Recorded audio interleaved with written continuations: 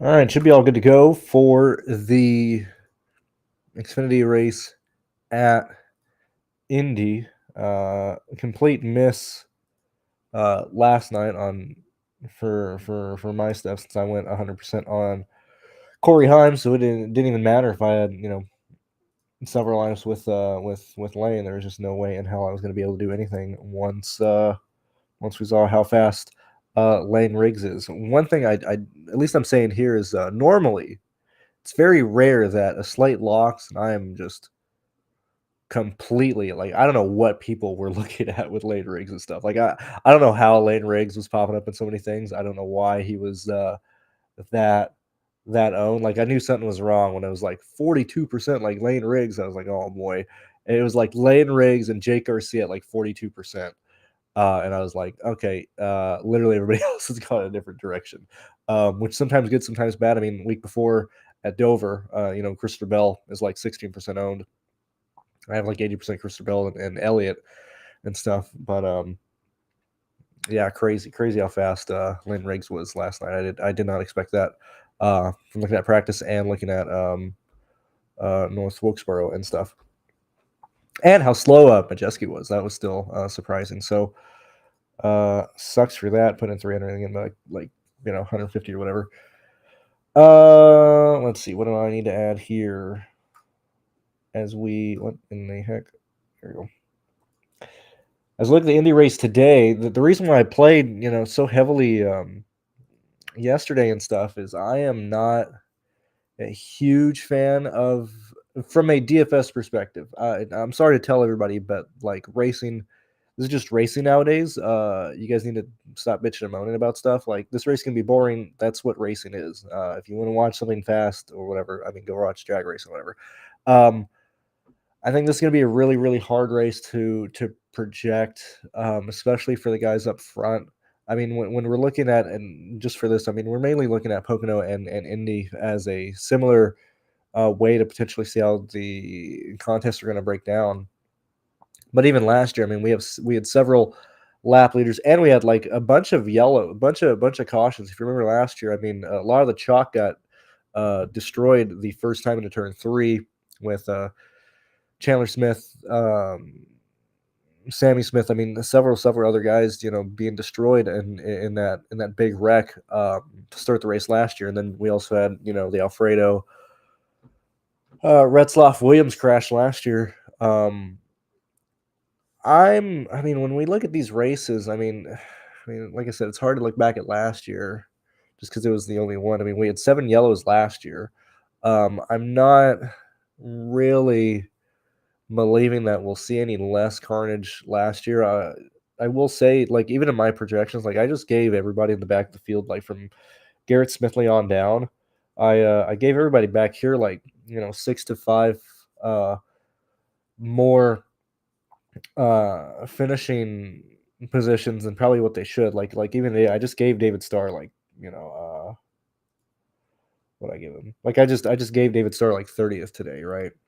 I gave Dawson Cram 29th. I gave Joey Gase 28th to try and account for a potential of like at least like 6 or 7 DNFs in this range. I don't really have a distinct favorite of the guys up top. I mean, when I look at my lineups right now, and I'm looking at some of the higher owned guys than the what is it, in the top 1,000 based on just kind of where we're starting here. I mean, I don't think it's out of the norm that like Eric Amarola, Taylor Gray, Hill, Larson are showing up in my lineups and stuff. Just because I mean we're only dealing with 100 laps here, and I just don't think we can really project for people to really do anything accurately here. Um, I mean, we have Sam Mayer, Nicholas Sanchez, Creed. I mean, Jesse Love and Jones as your top 5. So like, what does Sam Mayer do? Like, I think a good day from Sam Mayer is like 15 laps led, 14 fast laps. With him finishing like 6th or 7th or whatever, he's roughly probably going to be around like 40 points at the end of that.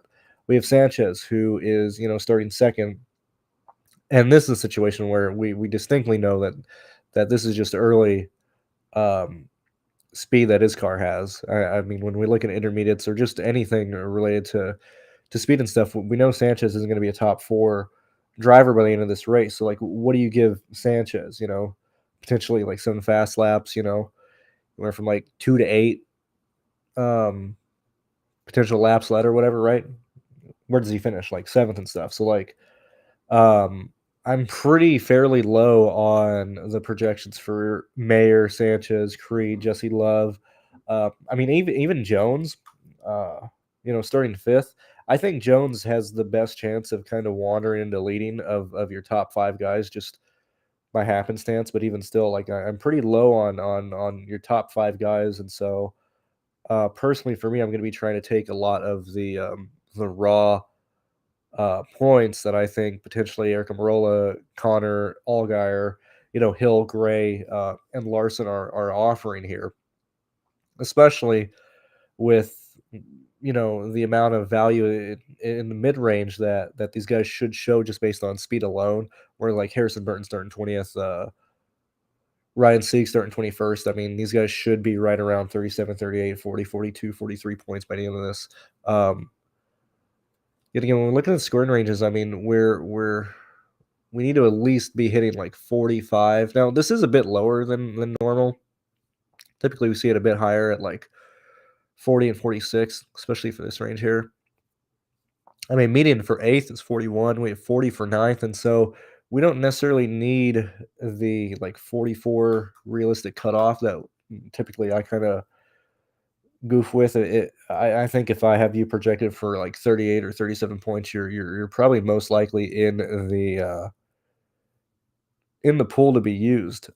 Yet again, with at least the way that I'm doing stuff is if I'm at least anticipating at least one like gigantic cluster on a restart or something like that. I just can't imagine it doesn't happen.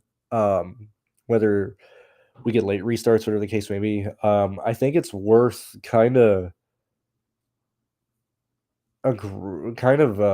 projecting everybody kind of aggressive in the back of the field here. So like Blaine Perkins, Balicki, Josh Williams, and stuff. I think they're very much in play for your value. But I mean, I just don't really. I don't know if I can predict this race really at all.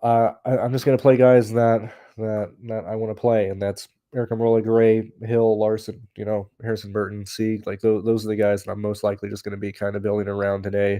Last year, yet again, my lineups were like dead on the first lap because literally everybody who was torn up in that crash were the people that I focused on. And yet again this year, like what is the range that I'm focusing on for guys who can potentially, you know, score well in a 100 lap race? Hill, Gray, Larson, potentially Eckes, Sammy Smith and stuff. These were the exact positions that wrecked out last year.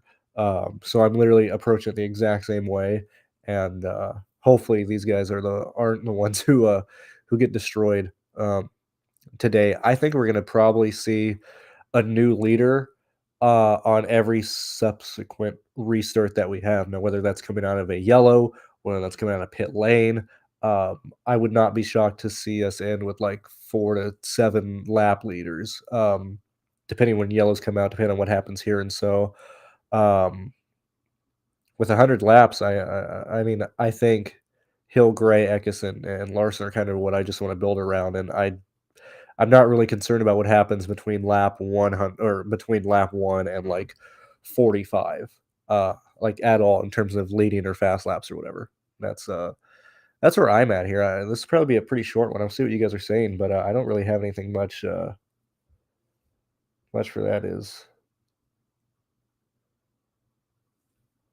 yeah, Redemption Saturday. I mean, at this point, I'm already locked into to paying taxes on excuse me, on DFS for this year anyway. So like I'm not too. I'm more upset. The thing that gets me, at least from going on here and talking about it, it's different when like people wreck out or whatever and stuff. But I really, really hate it on those days where I just flat out miss who the fastest guy is, and I still say it's a miss, even though I had I played 14 lineups and I had Lane Riggs in 5. I still just account that as a miss just because I was 100% on Heim, and there was just no way for me to have a chance to do anything yesterday. That's more so where the frustration comes from. At least from a personal end, just because it's been a while since I've like just missed on the lap leader in a race. Um, I'm not. I mean, Connor. I mean, now that we're here again, I mean, I haven't even been like focusing on the practice data and stuff, but like Hill, Allgaier, Connor. I think the race winner is one of Connor Zilich, Larson, Hill, or Allgaier, or Eric Amarola. Those 5 are the people that I would envision winning the race. Um, since I'm probably not. Let me see what's going on with my lines really fast. I don't think I'm going to be playing anybody in the top 5 today.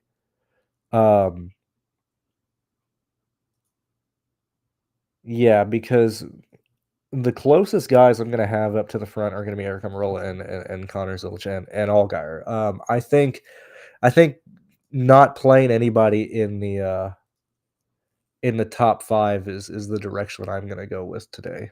Um, Obviously, Eric Almirola finished second last year. I'm not really concerned about that. I'm more so trying to envision of like these are these guys here. I think are gonna make and break the slate for me here. And especially what happens between these 3 guys here. Uh, I like Eric Almirola for the $500 discount that we get versus Connor Zilich and the $1,000 discount that we get on Justin Allgaier. I think there's a real chance that we can have Eric Almirola at a pretty lower ownership, especially because he's slightly slower. I mean, at this point with these guys, with how this is going to race, I mean, we're gonna have the cars separated by 3 or 4 car lengths or whatever. It's just going to be decided on what happens on these restarts here. I'll happily take the discount ownership that I think that we'll have on Eric Amarola versus the ownership on Connor Zilich and Allgaier. But I like Hill. I like Larson today. I think we're just gonna need raw points. I mean, I have Larson projected for 56.6 points today. You can very easily fit him in. I'm not even if I went Lane Riggs yesterday. Um, ownership or not ownership. Pricing is not an issue at all. Like Larson at 13 is just not a problem at all. When Eckes is 79, when Taylor Gray is 86, when Sammy Smith is 82.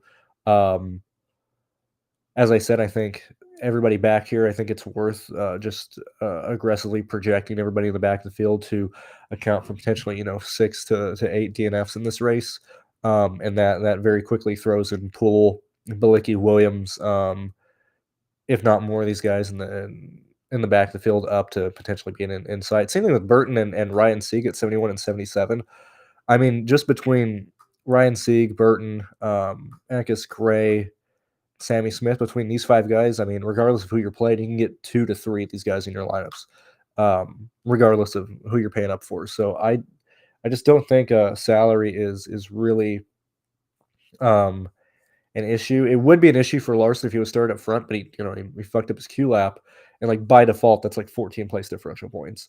Um, so that's very much going to keep him in play today. I know, leggy. Um, I'm happy to see her qualify 24th. What do I got her projected for today? Miss Catherine Leggy. I got it for 27th. So yeah. I think it would be hilarious if she wrecked out today. Like, because she's most likely not going to wreck herself, but if she's involved in a crash, like that's just going to be hilarious. Like that poor girl cannot catch a break to save her life. Um, I like Harrison Merton starting 21st, and where the fuck is Jeb at? Where's Jebediah? He is 23rd. I mean, I'm perfectly fine with either of these guys here. Especially like let's just, kind of walk through at least how I'd go about this. Let's say, for example, we're using Larson and Austin Hill. That's 6,700 for your remaining 4 players. as I said, anybody in the back of the field, I think, is worth a shot. So let's just do it. Let's do a generic, you know, high-ish 5K guy. And then you're with, you get $7,000 left on your last people. Poole, Williams, Retzloff, whatever the case may be. Um, but then getting in, an Eckes, Ryan Singh. Like I think it's pretty easy to get it done today.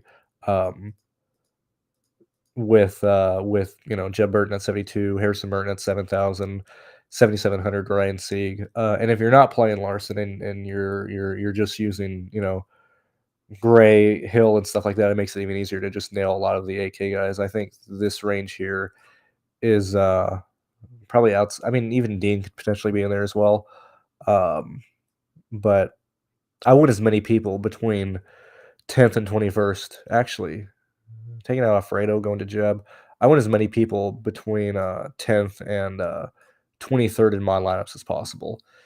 And I think there's a potential that, yet again, it's 100 laps. We have 2 yellows, expectations for at least 6 to 7 yellows, plus volatility of people.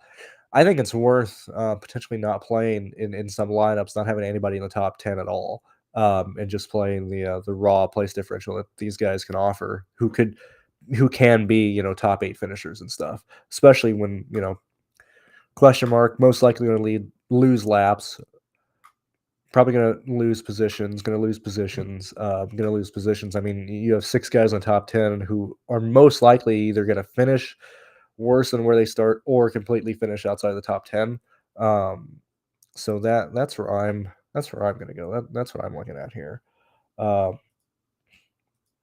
Way more volatile than yesterday's, and then obviously, I mean, we for the Cup we don't have practice, and so both these races are probably going to be pretty volatile. I would not be shocked to see an uptick in yellows compared to what we saw in both of these races last year, both the Cup and the Xfinity Series and stuff.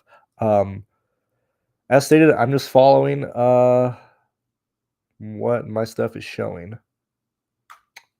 That's mainly it. Um, yeah, I don't have anything else really. I mean, we look at the practice laps. There's anything too shocking. Yet again, I mean, these people are so slow, but they're pretty much guaranteed to gain positions if anybody runs into crashes. That's why I just gave them 6 positions or whatever. But this race is going to be determined on restarts. Like you have literally 3 corners and try and get positions. I think that's why we're going to see a pretty intense race. Hopefully, we have more crashes into concrete walls here. Um, but I mean, really, outside of that, I don't really have anything else to say. Um, yeah, not to be anticlimactic, but that's just where I'm at today. So get in it there. I'm playing what my stuff says. Default link projections. You can always get those at TrueDFS.com. Yeah, past that. I'll see you guys later. See you tomorrow. Bye bye. If I can figure out how to turn this off. Whoops.